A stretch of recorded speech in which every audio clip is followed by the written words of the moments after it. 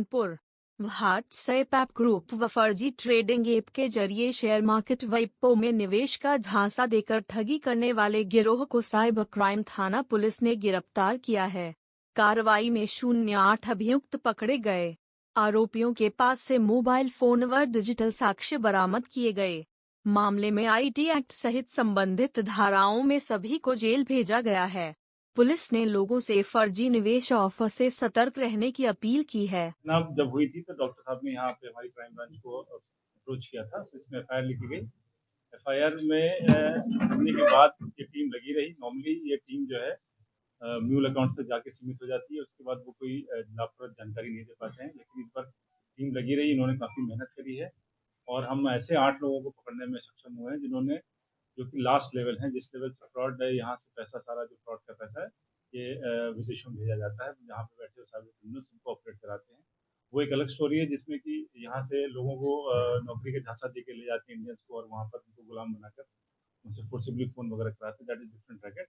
और ये अच्छी सक्सेस है। और इसमें जो डॉक्टर साहब थे, आपको याद होगा कि करीब 5.5 करोड़ रुपए उनके और कुछ लोगों को एक व्हाट्सएप ग्रुप से पहले जोड़ा गया। व्हाट्सएप ग्रुप में उनको दिखाया गया कि हम सेबी से रजिस्टर्ड इन्वेस्टमेंट एडवाइज़र हैं।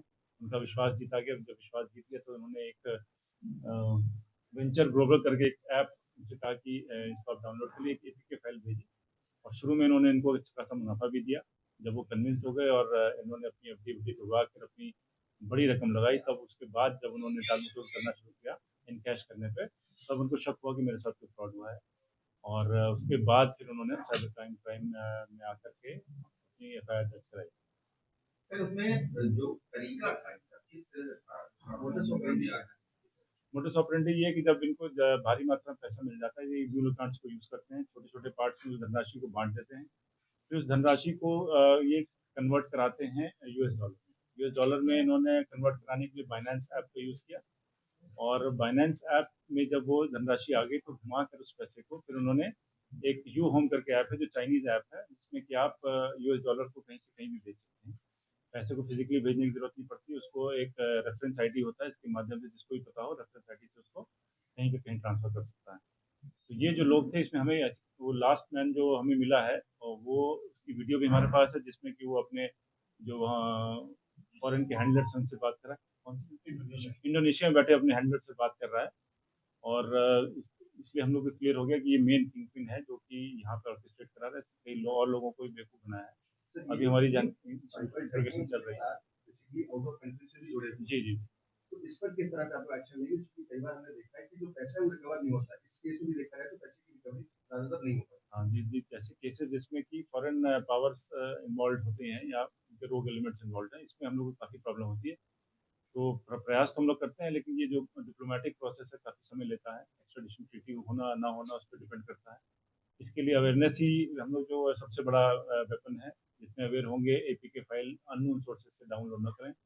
और इस तरह की कोई भी ऐसे भी अगर रजिस्टर्ड इन्वेस्टमेंट एडवाइजर अपने आप को बताते हैं, तो सेबी की वेबसाइट पे जाके चेक कर सकते हैं कि हैं कि जिन लोगों की हाँ। गिरफ्तारी हुई, उन लोगों को क्या भूमिका है पूरे प्रोसेस में? ये उस मनी को उसको घुमाना, ताकि वो तुरंत, जैसे बैंक से हम लोग जो कॉन्टैक्ट करके उनको बताते हैं कि इस खाते से फ्रॉड हुआ है, तो उसको फ्रीज कर देते हैं।